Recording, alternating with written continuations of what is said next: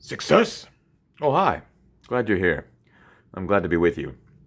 I'm loving my diorama sets. I really am. It's interesting how first we got, well, if I went in chronological order anyway, we got Death Star interior with mucky garbage water.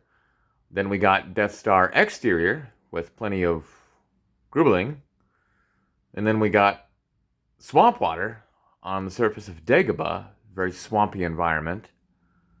And now, after a miniature Death Star 2, we have jungle terrain that is just outside the shield generator for the second Death Star. A lot of Death Star related stuff. And then, of course, the last one is on the second Death Star. So, excuse me, they have now released 5 Lego Star Wars dioramas. 3 of them are a Death Star. And one of the other 2 is Death Star related. Anywho, this is really cool. It was an enjoyable build. Nothing too particularly amazingly enjoyable about it, but nothing too really annoying. Like, the ground was probably way more entertaining than most of the others with, put down 100 tiles or do this and that. I mean, the Death Star trench run was alright.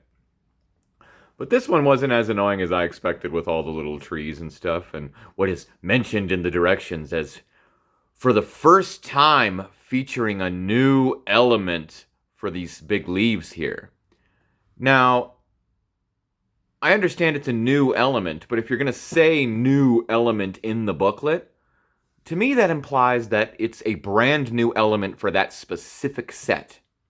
However, as many of us are aware, this element is actually featured in that new Lord of the Rings set that came out about a month or 2 ago. So technically, it's, yes, still new, but it's not new in this set, unless this was designed and approved before that one, and that one just had come out first. I suppose that's possible. My favorite part of this build, actually, was the trees, which I was honestly expecting to be my least favorite part. But they were enjoyable to build. I like the route they took for those. My least favorite part to build, to my surprise, as I thought it would be my favorite part, was the speeder bikes. I love the creativity used in their building, and I love how they look. It was more of a, I don't know, it just didn't feel like I was building a speeder bike. But this absolutely looks phenomenal. The way they have the rods used, you can only have them at a certain angle. I mean, I suppose you could take that one piece out and have them more straight, or I should say level. But I really like how it looks like this. The minifigs are fantastic. I think the Luke and Leia are great. Yes, they deserve more and better printing, but I still think they're great, and I'll take what I get. This speeder bike trooper is fantastic. I think at this angle and coming around the corners between these trees, it is absolutely terrific. I finished this on my son's 11th birthday, and I like how the trees kind of make an 11. So that'll forever. A lot of people have complained about the quote used in this scene. I think it's perfect. Now, there's only one quote that I would have done instead of this. And honestly, okay, and I'll tell you why for both. I like this quote because I quote it so much. This is a very memorable line for me. People think this is a throwaway line. It is not a throwaway line. It is an extremely memorable line for fans of Return of the Jedi such as me. Quick, jam their comlinks! Center switch! I love that line. The only line I probably quote more than that line in this scene is when Leia jumps on the speeder bike and takes off without Luke. And Luke says, "I see them wait, Leia!" But that probably wouldn't have made as much sense in this exact moment.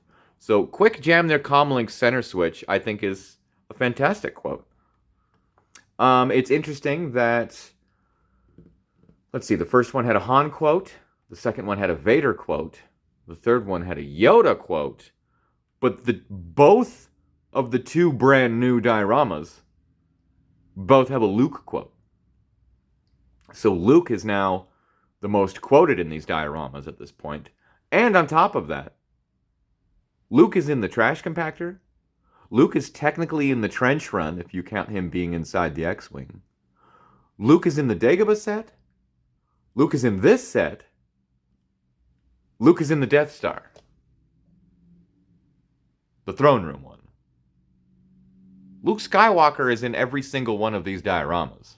I mean, I guess I get it. He is pretty much the main character of the original trilogy. I really hope they start doing prequel stuff and sequel stuff.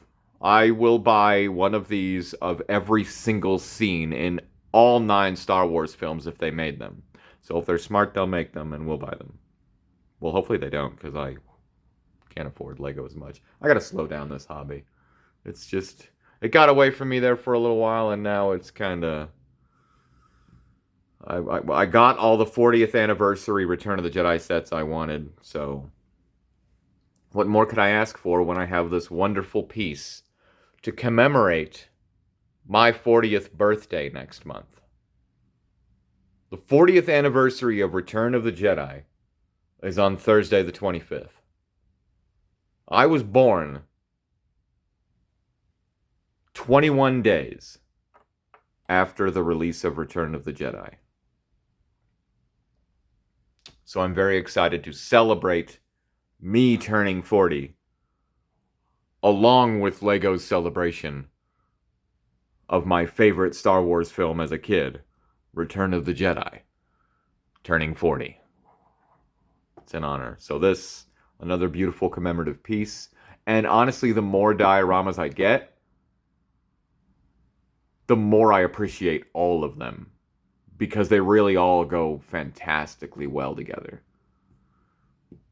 So only one more to build, and then of course I did manage to get my hands on that Star Destroyer Executor, so I'll have to build that too. But I also did finally get a couple other sets, so we'll keep it up. I'll do a few. I'll keep it up. But for now, this was an okay build. Nothing too frustrating, nothing too exciting. Fantastic, amazing display ability. Pretty good minifigs. And value, I don't know. I can't really say it's worth its actual price point. If you can afford it and you really want it, by all means, it's worth it.